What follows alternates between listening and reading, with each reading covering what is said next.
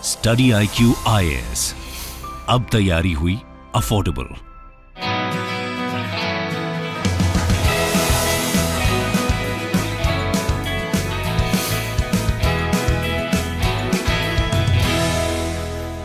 खाली समय में क्या करती थी दिव्या? मैं खाली समय में सोती थी। Medium doesn't matter, Hindi medium से हैं उनको इंग्लिश से दूर नहीं भागना चाहिए।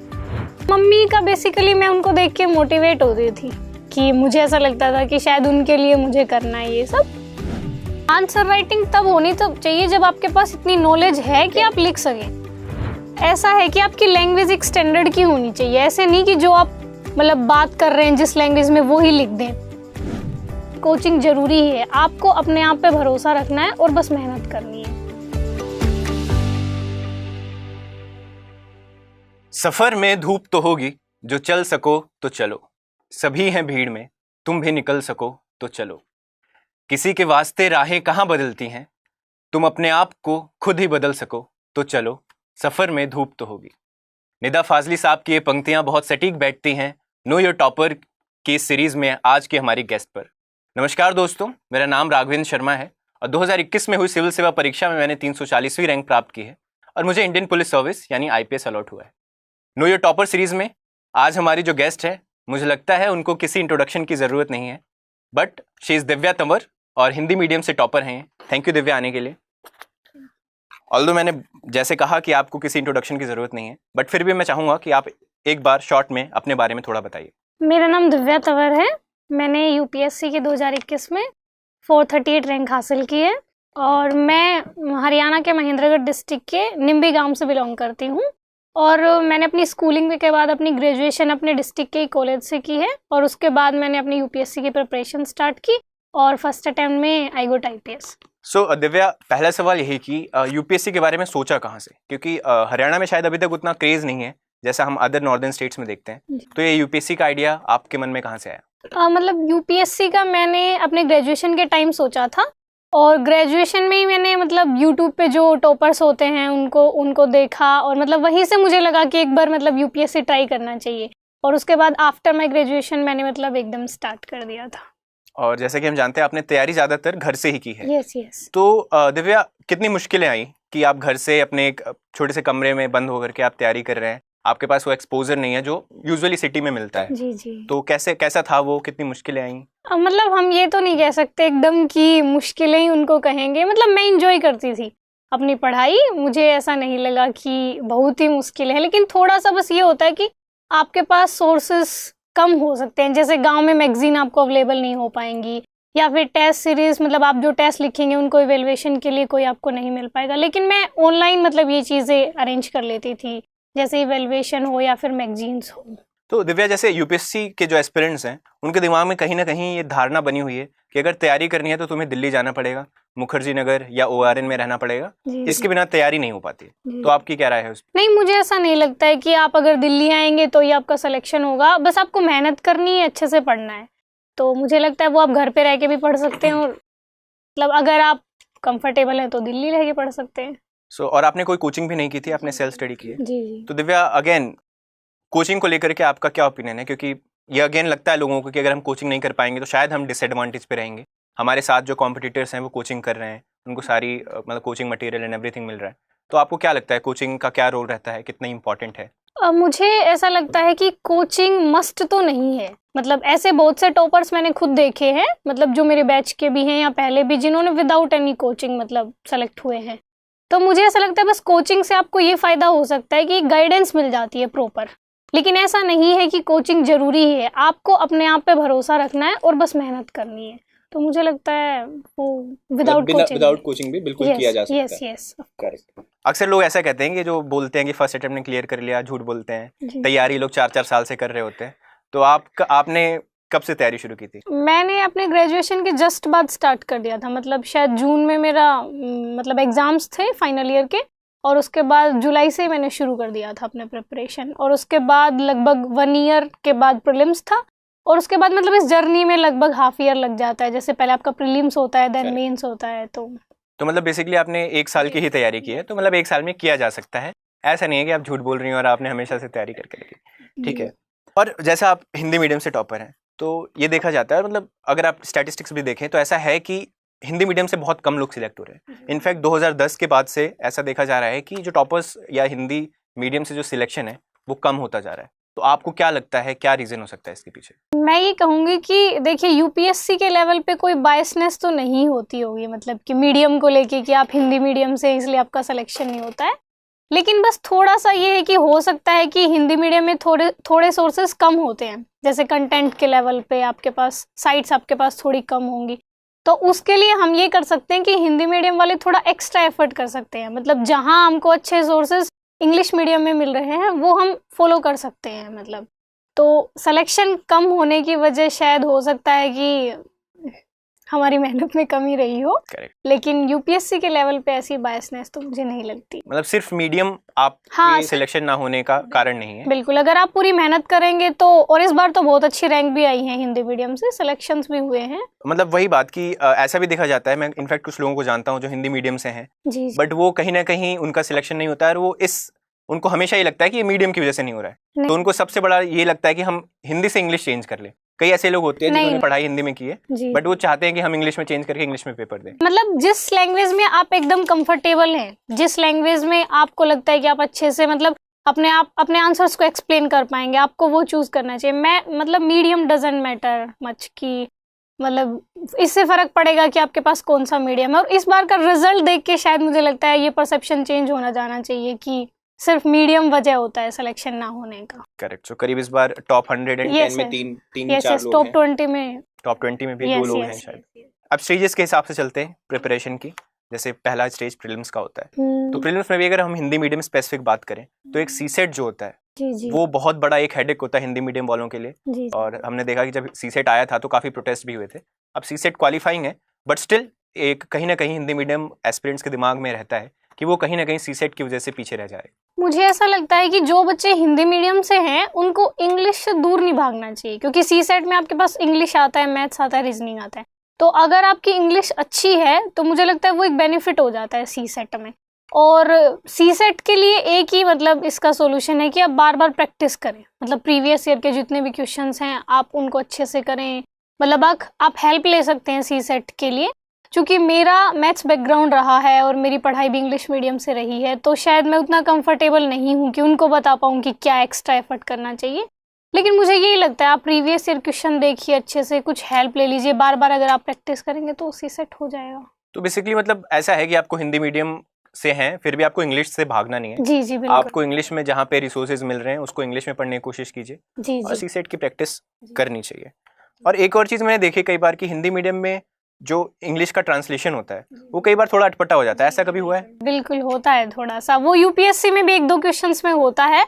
लेकिन मैंने वही बोला ना, अगर आपकी इंग्लिश अच्छी है तो आप एक बार इंग्लिश वाला भी रीड कर लेंगे। जैसे एस्से में हम पढ़ते हैं तो हिंदी तो पढ़ते ही हैं, साथ साथ इंग्लिश भी पढ़ लेते हैं ताकि वो अच्छे से समझ में आ जाए कि पूछना क्या चाह रहा है। तो लेकिन इस मतलब अब तो यूपीएससी भी इस चीज़ को मानने लगी और ट्रांसलेशन इस बार तो ठीक था, मतलब ऐसी कोई दिक्कत नहीं आई। और जैसे न्यूज़पेपर एक बहुत इंपॉर्टेंट पार्ट होता है आपकी प्रिपरेशन का, और हम ये देखते हैं कि जैसे इंग्लिश में हमारे पास द हिंदू या इंडियन एक्सप्रेस है जिसका कंटेंट टॉप नॉच होता है और यूपीएससी के लिए काफ़ी अच्छा होता है। बट हिंदी में शायद वैसे न्यूज़पेपर्स उतने नहीं हैं।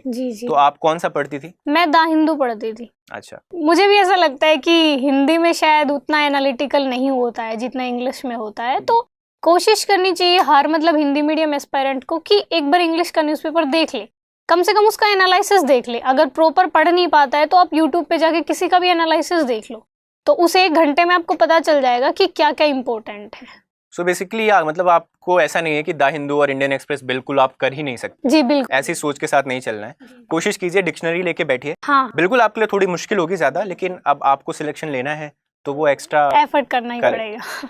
तो अभी प्रीलिम्स की बात हो गई और मुझे लगता है मेंस की बात करते हैं। तो सबसे पहला ये सवाल होता है कि आंसर राइटिंग कब से स्टार्ट करनी चाहिए? तो आपने कब से स्टार्ट की थी? मैंने ऑप्शनल की आंसर राइटिंग तो पहले ही शुरू कर दी थी। पहले यानी कि प्रीलिम्स से पहले मतलब लगभग मैं लिख लेती थी हर पार्ट जो भी मतलब ऑप्शनल के पेपर के होते हैं। तो लेकिन जीएस के लिए मैंने बहुत थोड़ी कम की थी, मतलब एस्से तो मैंने शायद लिखा ही नहीं प्रीलिम्स से पहले, लेकिन प्रीलिम्स के बाद मैंने 10-12 एस्से लिखे अच्छे से, मतलब इवेलुएट भी करवाए। और मतलब एकदम सीरियस वाली जो आंसर राइटिंग होती है वो मैंने प्रीलिम्स के बाद ही बेसिकली शुरू की थी, लेकिन प्रीलिम्स से पहले मेरा सिलेबस सारा हो गया था, मैं एकदम तैयार थी कि हाँ अब आंसर राइटिंग शुरू करनी है। तो मतलब ये एक ज़रूरी बात है, क्योंकि मैं देखता हूँ बहुत सारे एस्पिरेंट जो भी शुरू कर रहे हैं तैयारी, और उनका सबसे बड़ा डाउट होता है सर आंसर राइटिंग कब से करना है। आंसर राइटिंग तब होनी तो चाहिए जब आपके पास इतनी नॉलेज है कि आप लिख सकें। करेक्ट, डे वन से नहीं कर सकते। जी जी, डे वन से आप नहीं कर सकते हैं। और मेंस की बात करते हैं तो मेंस में दिव्या एक जो इंग्लिश का कंपलसरी पेपर होता है उसको आपको क्वालिफाई करना होता है, उसमें भी हम देखते हैं कि कई बार हिंदी मीडियम के स्टूडेंट्स को मुसीबतें फेस करनी पड़ती हैं। तो आपकी क्या स्ट्रेटेजी थी उस इंग्लिश मीडियम के पेपर के लिए? मतलब एक तो वो क्वालिफाइंग ही होता है सिर्फ, तो मुझे लगता है इतना उसका बर्डन लेने की जरूरत नहीं है, लेकिन उसमें एक ऐसे आता है, आप ऐसे अच्छे से हैंडल करिए। मतलब आप पेपर देने जा रहे हैं यूपीएससी में, उससे पहले आप 2-3 पेपर लिख के देख लीजिए, मतलब पूरे टाइम बाउंड मैनर में, कि ताकि आपको वहां जाके एकदम ऐसा हेजिटेशन ना हो कि पहली बार लिख रहे हैं। तो बस इंग्लिश कंपलसरी के लिए आप ये करिए कि ग्रामर थोड़ा देख लीजिए, बस जो भी ग्रामर वाला पोर्शन होता है, और आप अच्छे से मतलब 2-4 पेपर लिख लीजिए ताकि वहां जाके ऐसा ना लगे कि एकदम नया नया है। वही प्रीवियस ईयर के थोड़े पेपर सॉल्व करके जाइए और ऐसे पे ध्यान दीजिए। आपका ऑप्शनल हिंदी था दिव्या, तो थोड़ा सा हिंदी ऑप्शनल के बारे में बताइए, आपने तैयारी कैसे की? बुक्स, अगर बुक आपके कुछ बुक सोर्सेज हो, कौन सी बुक्स आपने रेफर की? हिंदी लिटरेचर के लिए बेसिकली विकास सर के नोट्स, मतलब वो ही है मार्केट में, मतलब मुझे जो लगता है, मैंने भी वो ही पढ़े थे, तो सर के नोट्स मोर देन इनफ हैं। आप बस नोट्स पढ़ लीजिए और मतलब प्रीवियस ईयर के क्वेश्चंस देखिए सारे, एक बार उनको सोल्व कर मतलब लिख के देख लीजिए। तो मुझे लगता है ऑप्शनल के लिए टेस्ट सीरीज तो लगानी है, वो तो मस्ट है। आंसर राइटिंग तो यस। हिंदी माध्यम में अगर आप आंसर लिखते हैं तो शब्दावली कितना मैटर करती है? क्या बड़े बड़े भारी शब्द लिखने चाहिए या उनसे फायदा मिलता है क्या? मतलब ऐसा है कि आपकी लैंग्वेज एक स्टैंडर्ड की होनी चाहिए, ऐसे नहीं कि जो आप मतलब बात कर रहे हैं जिस लैंग्वेज में वो ही लिख दें। तो मुझे ऐसा लगता है थोड़ा सा आपकी लैंग्वेज स्टैंडर्ड होनी चाहिए, मतलब जो न्यूज़पेपर्स में आती है, हिंदी वाले न्यूज़पेपर्स में, या जो अच्छे नॉवेल्स में होती है, मतलब थोड़े ऐसे वर्ड होने चाहिए जो क्लासिक लगे, मतलब। तो इस पे काम किया जा सकता है, वो तो मतलब ड्यूरिंग प्रिपरेशन ही आप पढ़िए और जहाँ भी पढ़ रहे हैं आप वहाँ से शब्द उठाइए। जी जी, बिल्कुल बिल्कुल। तो फाइनल स्टेज की बात करते हैं, अब इंटरव्यू की बात। और इंटरव्यू में भी लेकर के लोगों का अक्सर ये डाउट रहता है कि यार तुम हिंदी में जाके बोलोगे, वो लोग इम्प्रेस नहीं होंगे और वो आपको अच्छे से नहीं देखेंगे, अच्छे लाइट में नहीं देखेंगे, और हिंदी बोलने वालों को नंबर अच्छा नहीं देते इंटरव्यू वाले। नहीं, ऐसा तो नहीं है कि नंबर अच्छे नहीं मिलते हैं, नंबर तो आपके भी अच्छे नंबर हैं काफी। हाँ, तो मुझे ऐसा लगता है कि वही बात कि आपका मीडियम कौन सा है ये मैटर नहीं करता है, बस आप अपना कॉन्फिडेंस के साथ उनको जो भी आप जवाब दे रहे हैं उनको समझ में आ जाए और आप सही जवाब दे रहे हैं, तो मुझे लगता है कि वो आपका कॉन्फिडेंस, आपकी पर्सनैलिटी जज करेंगे, ये जज नहीं करेंगे कि आपका कौन सा मीडियम। आपने हिंदी में ही दिया था? हाँ, मैंने हिंदी में दिया था। आपको किसी पॉइंट पे ऐसा लगा कि आप असहज हैं या वो सवाल इंग्लिश में पूछ रहे हैं? हाँ, सवाल तो इंग्लिश में ही पूछे थे। वो इंग्लिश में ही पूछे थे? यस। तो कहीं आपको लगता नहीं कि थोड़ा वो आपके लिए मुश्किल था कि? नहीं, एक्चुअली मेरी इंग्लिश ठीक थी, तो मतलब मैम ने बोला था ट्रांसलेटर के लिए कि, लेकिन मैंने मना कर दिया था। तो मैम ने बोला था कि हम इंग्लिश में पूछेंगे लेकिन आप जिसमें कंफर्टेबल हैं उसमें, तो मैंने भी मिक्स बोला था कि मैम को समझ में आ जाए अच्छे से और मतलब ठीक लगे, मतलब। तो बेसिकली आपको यूपीएससी ऑप्शन देता है कि अगर आप हिंदी में कंफर्टेबल हैं, इंग्लिश में नहीं है, और आप चाहते हैं कि क्वेश्चंस भी ट्रांसलेट हो, तो आप उसके लिए ट्रांसलेटर बुला सकते हैं। तो ये रही स्ट्रेटजी की बात दिव्या। अब बात करते हैं आपके स्टारडम पे। तो मुझे लगता है कि हमारे इस बैच से, एटलीस्ट आईपीएस बैच से, I think the most famous personality is Divya Tanwar. तो आपको कैसा लगता है? मतलब ये है कि ऐसे तो सबको ही अच्छा लगता है और सिलेक्शन के बाद मुझे लगता है सबको स्टारडम मिलता है, ऐसा नहीं है कि किसी पर्टिकुलर। हम आपके बहुत पीछे हैं। ऐसा तो नहीं है, लेकिन वो ठीक है, वो शुरू में ठीक लगता है, उसके बाद थोड़ा सा हो जाता है कि आप कहीं भी जा रहे हैं, किसी से भी मिल रहे हैं, हर जगह लोग, तो थोड़ा सा लगता है बस। कितनी सेल्फीज दे दी अभी तक दिव्या? अब गिनती तो नहीं की। अच्छा, चलिए, एक रैपिड फायर राउंड है हमारा, ठीक है? तो उसमें मैं आपसे सवाल पूछूंगा और आपको कम शब्दों में जवाब देना। तो पहला सवाल ये है कि एक कोई सलाह जो आप 2 साल यंगर दिव्या को देना चाहेंगी जो अभी तैयारी शुरू कर रही है 2021 में, 2020 में। मैं यही सलाह दूंगी कि अपने आप पे भरोसा रखो, हो जाएगा। तो ये सलाह मतलब कहीं से तो निकल के आ रहा है, तो कहीं ऐसा था कि आपके तैयारी के दौरान काफी सेल्फ डाउट होता था? हाँ, मतलब वो होता ही है, मुझे लगता है हर मतलब स्टूडेंट को होता होगा शायद। एक वो स्टेज आता है जब आपको डिमोटिवेटेड फील होता है कि शायद सब कर रहे हैं, हम नहीं कर पा रहे, तो मुझे लगता है कि उससे घबराना नहीं है। मतलब आप अपने आप पे भरोसा रखिए, अपनी मेहनत पे भरोसा रखिए। करेक्ट। सो हार्ड वर्क और smart work? Mixture. Okay, smart answer.